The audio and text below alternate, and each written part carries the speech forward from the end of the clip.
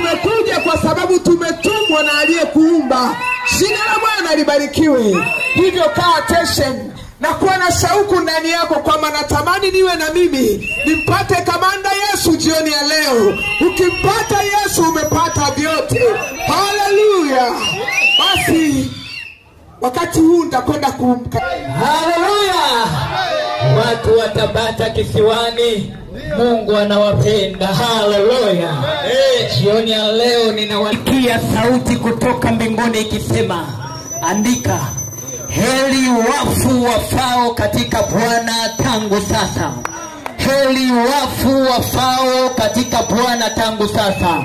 Anasema nao wapate kupumzika baada ya tabu zao. Wa miungu, sikia nikuambia, Yesu alikuja kwa ajili yako. Yesu alikuja kwa ajili yangu. Alikuja kukomboa ulimwengu. Ameni mimi na wewe. Ngoja nikuambie, mwanadamu alikuwa amepotea. Mwanadamu alikuwa amemwasi Mungu. Lakini Mungu kwa kupenda ulimwengu akasema hapana, haitoshi, nitakwenda kumwokoa mwanadamu.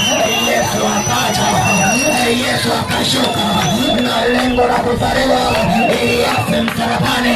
Hatimaye siku ya tatu akafufuka, akashinda kifo na mauti.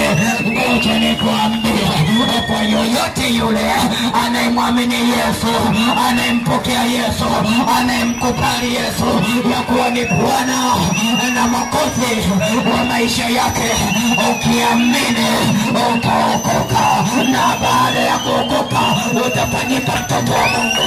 Na baada ya kufanyika mtoto wa Mungu, sikia nikwambie, hapa nilipopasoma inasema heri wafu wafao katika Bwana tangu sasa, wapate kupumzika. Tunapita kama mtope. Hata jioni ya leo unaweza ukaambiwa, yule mwinjilisti hatunaye, baada ya kuondoka ninakwenda wapi? Hilo ni swali la kujiuliza.